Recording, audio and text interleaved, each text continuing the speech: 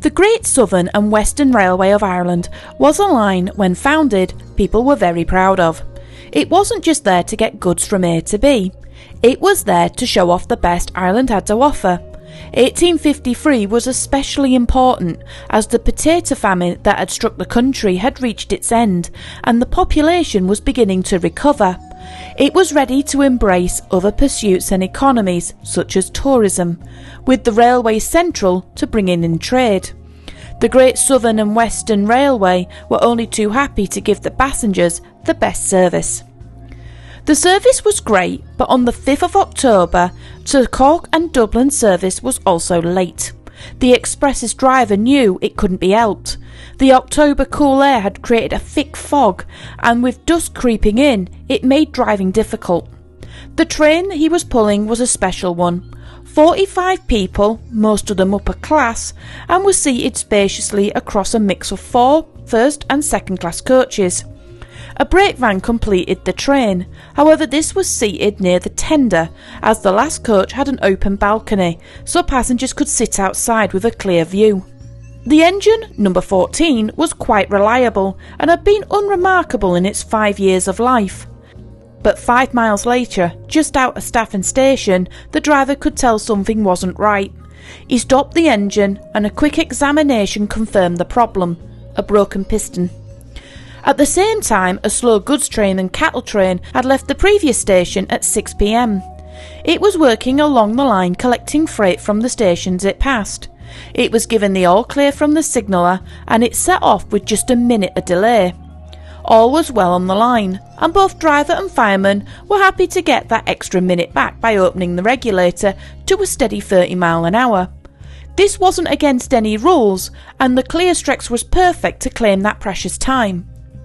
Meanwhile, back on the express, both the night and the fog were creeping in. The crew of the train put into place procedures to protect it. The guard, a man named Patrick Berry, walked back of the train and was waving a red signal lamp. He was joined by passenger and solicitor Croker Barrington. Croker was aware of the danger of the approaching goods train and encouraged the guard to do anything to flag that train down.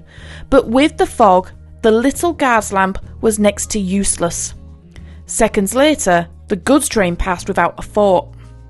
For the passengers, some of them had alighted and were taking in the night air, while others took advantage of the coach's warmth as they waited for rescue. In the dark gloom, someone pointed a light along the straight track. Many swore that the light approaching appeared to slow, with some saying the guard was in the cab, alerting the crew to the stricken train. But the train wasn't slowing. It wasn't stopping. And before the driver could even try to grab the brake, the train ploughed into the back of the express. It took 3/4 of a mile for both trains to stop right near the station master's house.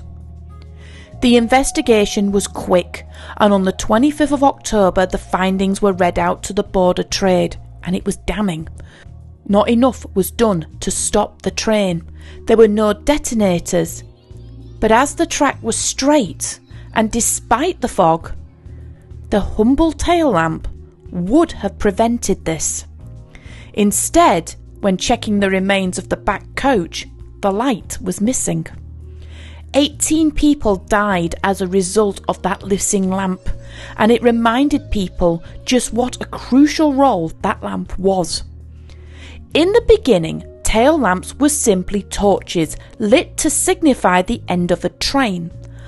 Over time, it was quickly realised that there was a need to distinguish the front of the train from the back. The universal warning for danger was red.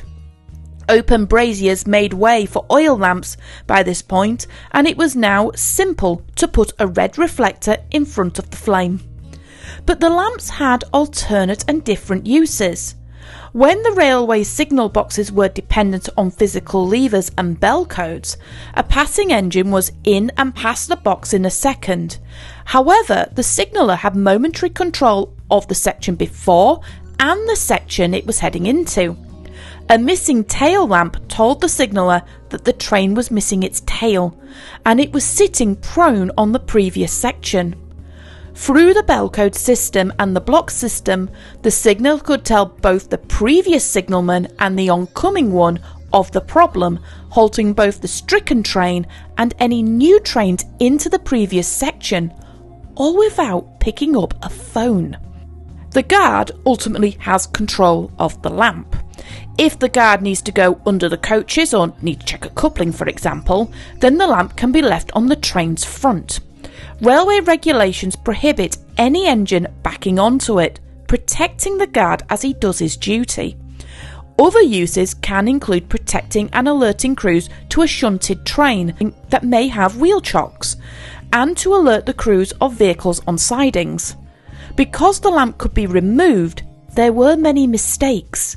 The most common was in the shunting yards putting trains together. There were times that the guard forgot to move the lamp when coupling trains up, resulting in an unscheduled stop, the location of the offending lamp being found, and a rather embarrassing inspection of the train to ensure it was complete. Oil lamps and later paraffin lamps were used for decades. British Rail eventually moved to electric lamps, with the modern diesel engines able to switch between white lights and red ones, negating the need of a tail lamp. But using a tail lamp is just one way of indicating the end of a train.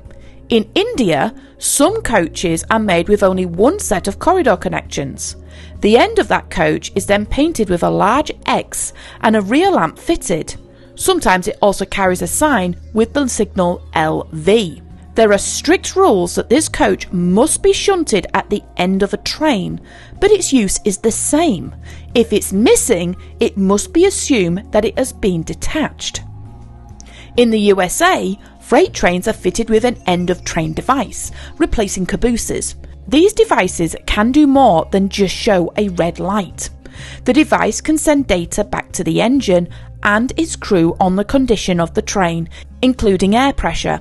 It can also detect any separation in the train and not only alert the crew, but it can also apply the brakes automatically. The crew can also ask the end-of-train device to apply the brakes from the back as well as the front, giving the train a faster reaction to an emergency stop. Considering these trains can be up to a mile long and with little traditional signalling, the end-of-train device was and still is a godsend. Railways in the UK still mark their rears of their trains with red lights. And yes, freight and heritage trains still use hand-placed battery tail lamps. They are battery operated and flash red, indicating slow trains, even going at 75 miles per hour. But as the age-old saying goes, if it ain't broke, why fix it?